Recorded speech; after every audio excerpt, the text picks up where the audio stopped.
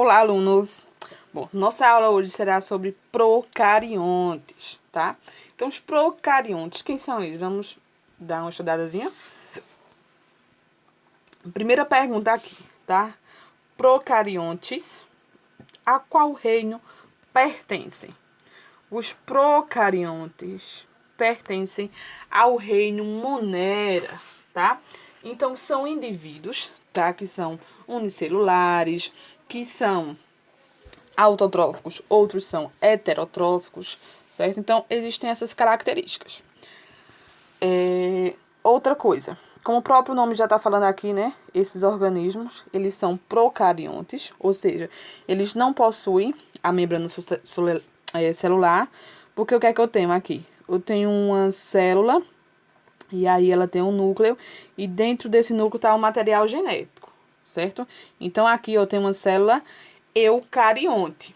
Já as procariontes, que nesse caso vão ser as bactérias, elas vão ter esse aspecto aqui, tá? Então, vê que elas não possuem o núcleo celular, tá? Ela tem esses emaranhados aqui, né? Parecem uns macarrãozinhos. E aí, a gente chama esse de nucleóide, tá? Esse nucleóide, ele vai ser formado por um DNA circular e, além desse DNA, certo? Ainda vai ter outras estruturas menorzinhas, que são também DNA. E esse DNA, a gente vai chamar ele de plasmídios. Esses plasmídios é que vão estar associados à resistência de bactérias com antibióticos, tá? Então, o que é que vai ter? Eu vou ter o citoplasma, tá? Que é essa partezinha aqui. Vou ter o nucleóide. Além do nucleóide, vou ter os plasmídios. Aí eu vou ter aqui, ó, membrana celular. Sobre a membrana celular, a gente ainda vai ter uma parede celular, tá? Então, foca. Os procariontes, eles, além da membrana plasmática, eles ainda vão possuir a parede celular, ok? Então, vamos lá. Passando para a próxima. Os procariontes, eles são divididos em dois, ok? Então, eles vão ser divididos em dois. Quem vão ser? Arqueias e as eubactérias. O que vai diferenciar arqueias das eubactérias?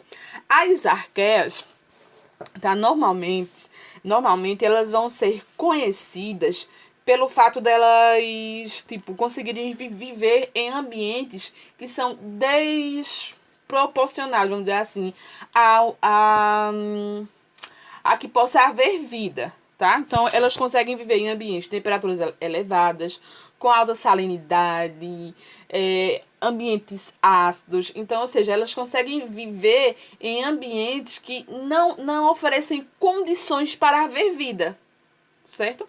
Enquanto as eubactérias são as conhecidas como bactérias e como as cianobactérias, ok? Vamos lá, a próxima. Vamos às características das arqueias, né? Então, a gente tem dois ambientezinhos aqui mostrados. Esse primeiro aqui, tá? Este primeiro, a gente tem uma fonte termal. E esse segundo aqui, a gente tem um lago com alta salinidade. Ok? Então, vejam só, queridos alunos. Esses ambientes, tá?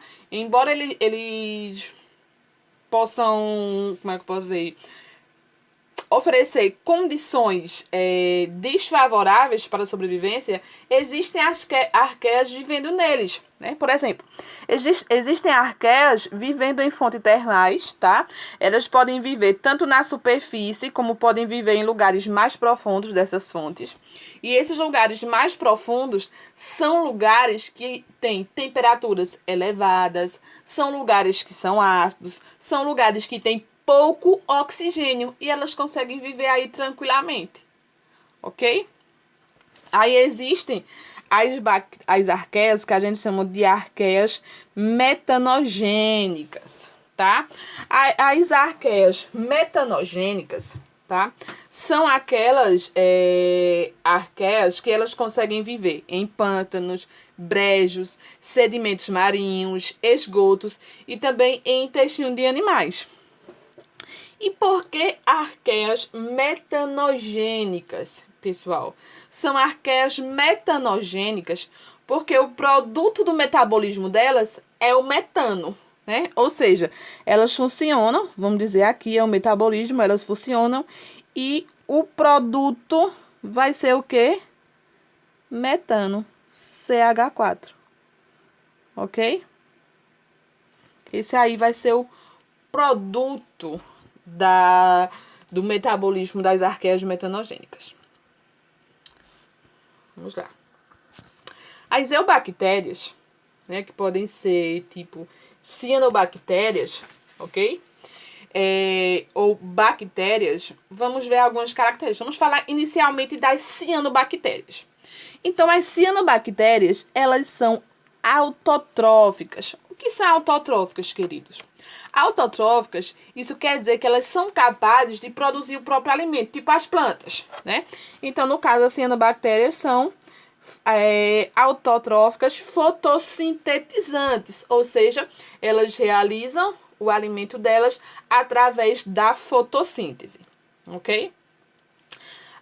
Elas já foram, por conta disso, elas já foram até, como é que posso dizer assim, comparadas com algumas algas, certo?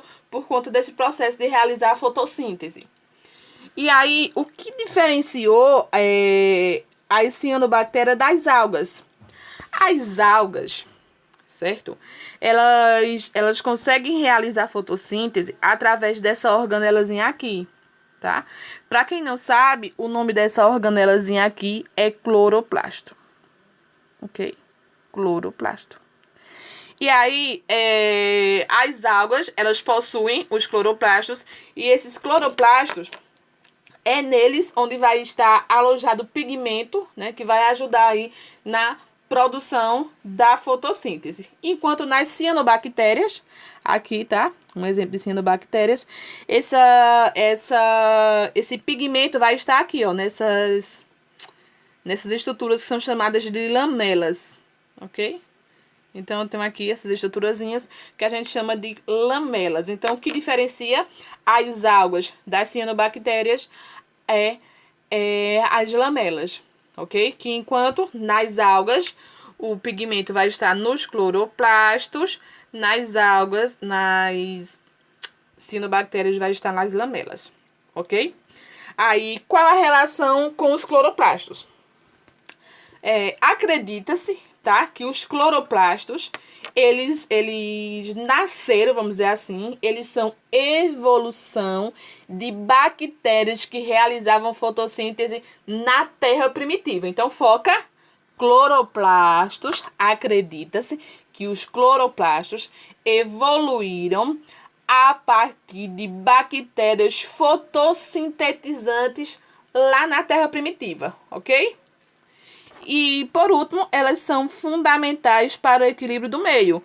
Ou seja, como elas realizam fotossíntese, o que é que acontece? Elas absorvem gás carbônico e elas liberam gás oxigênio. Então, isso faz com que elas sejam fundamentais para o equilíbrio do meio ambiente. Aqui, bactérias. No caso que ainda faz parte das eubactérias, né? Então, as bactérias, elas possuem uma parede celular espessa, tá? E qual vai ser a constituição dessa parede celular? A parede celular dessas bactérias, se vocês focarem, lá nas plantinhas, a parede celular é de celulose, tá? Então, nas plantas, a parede celular é de celulose, enquanto nas bactérias, a parede celular, ela é composta da associação do carboidrato com um protídeo, ok? Então, foca. Nas plantas, a parede celular é composta de quê? Celulose, enquanto nas bactérias é através da associação entre carboidrato com um protídeo, ok? E aí, as bactérias, elas podem ter algumas formas, ok? Vamos ver aqui as formas das bactérias. Vou dar uma voltazinha aqui. Então, as primeiras vai ser cocos. Como assim cocos? Vai ter esse aspecto aqui, tá? Vai parecer um coco mesmo, vai ter um formato esférico, né? Algumas são ovoides mais características mesmo. Outro tipo que eu tenho são os bacilos. Então, os bacilos, eles são cilíndricos, alongados, como bastonetes, né? Então, vê a ideiazinha aqui dos bacilos. Os espirilos, né? Vão ser mais assim, tipo, parecendo uma curvazinha, ok? Então, são filamentos longos, relativamente rígidos e espiralados, tá? Então, espirilos são filamentos longos, relativamente rígidos e espiralados. Eu acho bem engraçado aqui, espiroquetas, né? Então, as espiroquetas parecem o... Como é que eu posso dizer? Aquele aramezinho, né? Do caderno da gente. Então, são filamentos longos e espiralados. E para encerrar, nós temos os vibriões, tá? Então, os vibriões, eles têm um aspecto que eles lembram os bastonetes, tá? Então, eles são curtos e parecem uma vírgula.